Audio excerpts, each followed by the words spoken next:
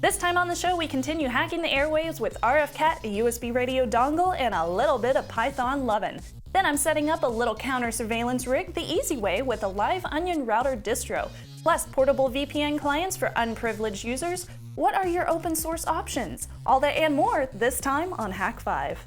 This segment of Hack 5 is brought to you by Domain.com. Hello, welcome to Hack 5. My name is Darren Kitchen. I am Shannon Morse. You're all professional today. Yes. You're all like a robot. Are you a Cylon?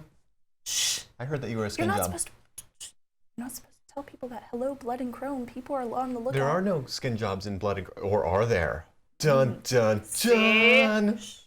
Did you watch it? Yes, it's so cool. I love it so far. I love it, and I also hate that it's like in these little 10-minute doses. I know. Okay, no spoilers, Yeah. but it's no spoiler that Kind of episodes annoying. of Blood and Chrome are 10 minutes, and that just drives me crazy. By the way, if you haven't figured out, Hack 5 are huge fans of Battlestar Galactica, and So have say been we since all. the inception of the series, about the same time that Hack 5 came out. So it's say we very all. wonderful to see the It is. frackin' show back. You know what else I am a big fan of?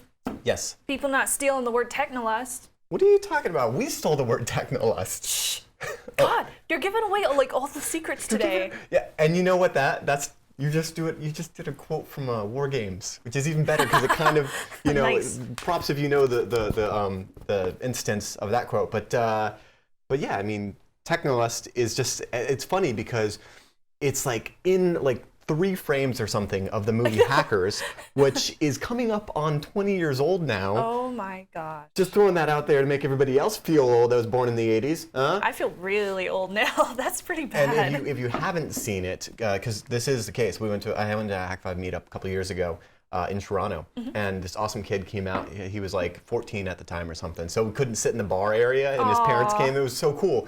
And he had never seen War Games, never seen Hackers, never seen Sneakers. Oh, Yeah, it was so those cool. are like all the really good old school hacker movies. Well, they don't make good ones anymore, but yeah. No, they don't. And Swordfish. Swordfish. Paul's calling out Swordfish. Well, I found this Wired magazine. I picked it up because it's got Brie on the front, and I was like, yay, Brie! But You just like they're cheese. They're not open source anymore, which is really sad. Yeah. So, in here, who cares about the car, right? But check this out. It's not What's this? sponsored. This What is isn't. this? Here, let's cover that. Yeah. It's that. How cover funny that. is it that we've got a Here, car I'll do sponsored it this right week? there. Yeah. I'll do it right here on the screen. And May see, cause technolust. Who decided to put that in there? No, Because that's they awesome, though. obviously watch either Hackers or our show. Well, it's not really used Technolust. that much. It's interesting to see the trends of those words over time. I and know. stuff. I opened it and I looked at that, and the only time you ever see that word is whenever we say trust your technolust. So You I know was why? like, what? You know why? Because I have no idea how to end a show, and it was like, let's just pick a phrase or something, you know? Well, it's a good slogan. Yeah, I think at the time, Twit, and I don't know if they do this anymore, but they used to say another Twit is in the can or something. They still I do don't- that. Do they still? And then at the end of iPad Today, we howl. Well, I did on the last episode. Sarah went, "Arr!" And I was like, do I chime in? Okay, I guess I howl. It was the weirdest thing, but they do that at the end of every iPad Today. Do they do that on your VD show as well? Fight Club, no. Your Vampire Diaries, that is, as I found out that stands for now. Okay. We should probably get into the hacking. I guess so. All right. So what are we doing today? Well, This is all you. I talked about this last week. I'm There's crap all over I'm the so table. excited about playing with the TorCon badge. I'm very proud to have our logo actually on it next to this little software company from Redmond. I don't really know what they do, but but we sponsored the badge, and it's one of those things that I'm super excited about. I'm really getting into a lot of software-defined radio, or SDR, and the idea of, you know, it's actually kind of an extension of those things that we've been talking about a lot on Hack 5 over years in regards to Wi-Fi and Bluetooth and other fun protocols like Zigbee, and the whole idea that, you know, packets are packets, and it's just like a different frequency or a different modulation technique. And so this is not our 101 on software-defined radio, because we're actually not getting into SDR in that terms today. We're going to kind of ease our way in with something a little easier, and that's what I love about the TorCon badge. I talked about this recently. Basically, this guy here is, I wouldn't say a software-defined radio in the sense that like a USRP from Edis or the forthcoming Hack RF or the or any of those like TV tuners that you may have seen that can do SDR. do. It is basically an implementation of this chip from Texas Instruments called the CC1111 or 1110. It's a calculator.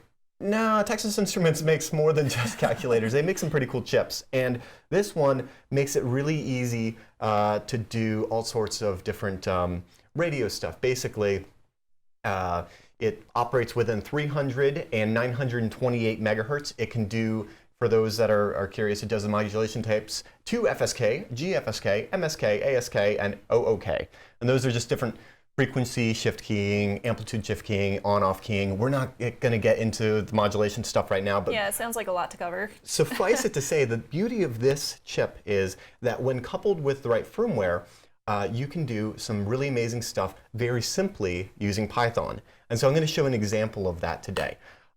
This is all put together with an awesome tool called RFcat. And so here's RFcat. And so RFcat is over at code.google.com. It's free and open source. Atlas and a bunch of other cool people put this together. And this is the client and the firmware and the source code that you can go ahead and put on a supported dongle. Now, the dongles include the IME. You may have seen this. This is a pink pager for, I guess, for girls because it's pink. But you could use it as a boy, too. Hackers love these things because they support the CC1111 chip in them. There's also the CC1111 EMK, which is a prototype board from TI. And then the Kronos has a watch dongle to manage their watch apps or whatever. So that also Something uses like this. that. And now the TorCon badge from TorCon 14 has a CC1111 in it. It already is set up with the RFcat firmware is pre-installed. It also has a CC bootloader on here, so you could actually go ahead and change the firmware that's on it. You can program it with these pins right here and here, allow you to like plug in like a good FET, which is a programmer. So that's pretty cool. And basically, using RFcat, you can do some really interesting things with radio without having to worry too much about other stuff there. I got 2 hours left. That's interesting. It's saying it's red, but I have we've heard about a bunch of cool stuff that we can do, but what are those cool things? Basically, anything within those 300 to 200 or 928 megahertz stuff using those modulations. The RFcat library makes it really easy to program some things with that. To give you an example of what others have done, here is an article from Andrew Nohawk about hacking fixed key remotes. So you may have like one of these remotes for your keys, and he does a great job of explaining how using software-defined radio, he was able to, sniff some stuff off of his key, how he was able to, decode the captured signal from his transmitter, and how he was able to use RFcat to go ahead and retransmit that. So it's basically the same concept. It's the same concept of a replay attack, which we would typically do in we're used to that in Wi-Fi, right? Like I see this interesting thing and it does that other interesting thing. I did this over at my boy Jay's house where he had this Your boy Jay? Well, my friend Jay, he has this really cool home automation system. Oh. And it works by over Zigbee. Oh, yeah. But there's a TCP interface over the Wi-Fi. And basically, it's we were able, he's got a gate where, if you send a certain code to it, the gate to his house will open. And I talked about this weeks back where... Is this how we got my boy D's gate to open? Was it the same tool, or was that something else? Perhaps. I'm not familiar with D. DR? D. Randolph? Oh, yeah. My boy? No. But in a sense... What did he use? Well, so we actually just tied it to the garage door opener. Oh, okay. Yeah. So...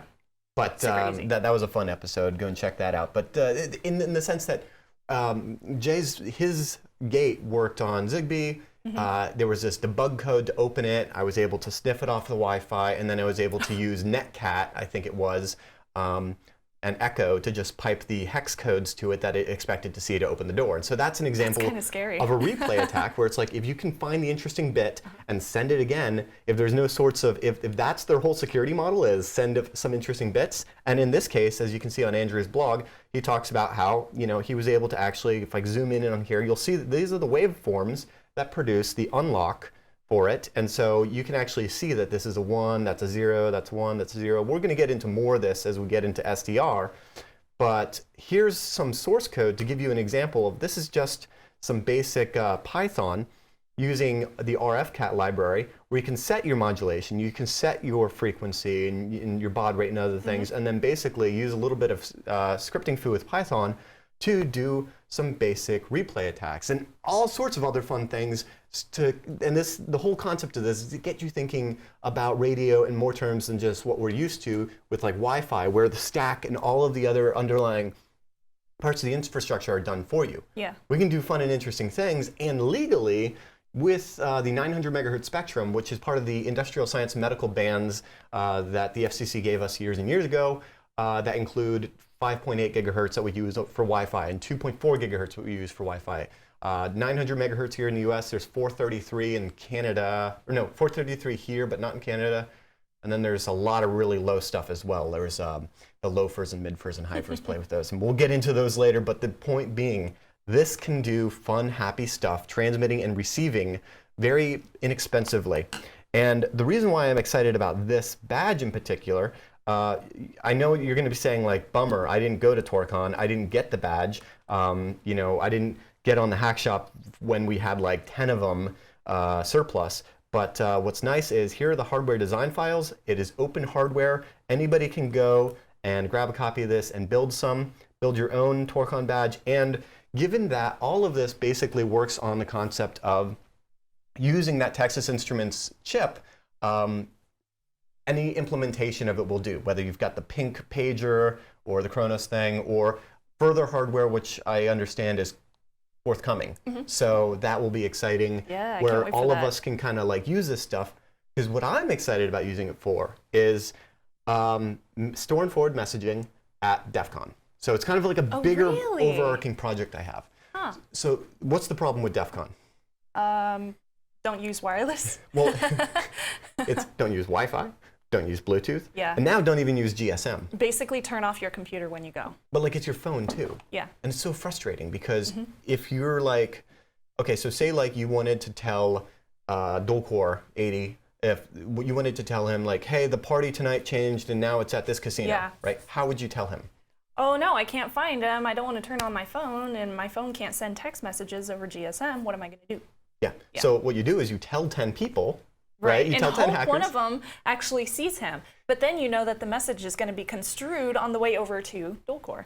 And that's actually an example of store and forward, that game telephone that we used to play. Yep. The only problem with that is you're totally right. You tell 10 hackers, hey, when you see Dualcore, let him know this.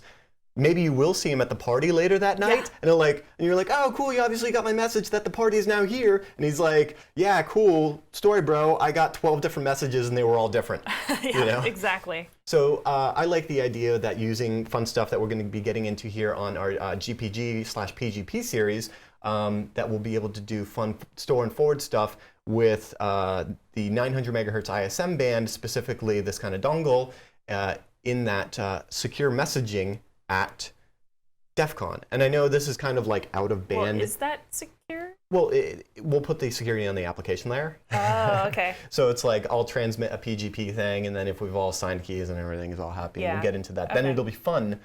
The difficulty, of course, as I say that out of band, I mean out of like the regular bands we're used to, a Wi-Fi and Bluetooth and cell phones. It's still only a matter of time until people like do what they do at HackerCons and they become dicks and they start, de-authing the crap out of everything. Yeah, So that's always fun when you're trying to, sell Coordinate stuff stuff. at a convention and coordinate things. yeah, that's Awesome. it. Yeah, that's always fun. Thankfully, we've always been provided some secure networks for that. So which is nice. Thank you for all of the conference putter honors that provide secure networks for sponsors and vendors The and fun stuff. convention management. So I'm really excited about showing you the possibilities when you take some awesome open source libraries like RFcat and you put it together with cool Python scripts and kind of give you a taste of what's capable of being done with a fun little USB radio like this. And we're going to be getting into setting this up in Ubuntu 12.04 here in just a bit. But first, we're going to take a real quick break. You guys know we're huge fans of domain.com. They are the best place to go if you're setting up a new business, showcasing your blog, talking about your cat, whatever it is to do, domain.com is the best place for your next big idea. And if you're looking for a new domain name, consider getting yourself a .com. I should have gotten .com when I registered Hack5. Regardless, you know why? Because it's the original. I mean, it's the best. It's globally understood. It immediately lends credibility. And no matter what, if you're into buying and selling domains, .coms have the highest aftermarket value, and you can find a new domain name, a new .com, over at domain.com. I know Shannon and I are crazy about them because they're reliable, they're affordable, they're so easy to use, and they make it really fun to do business with them because they have an awesome social media presence on Twitter. You can tweet them at domain.com. And get this, they're huge fans of Hack5. They want to hook you up with 15% off their already affordable domain names and hosting. All you have to do is use the coupon code HAK5 at checkout to get yourself 15% off. When you think domain names, think domain.com.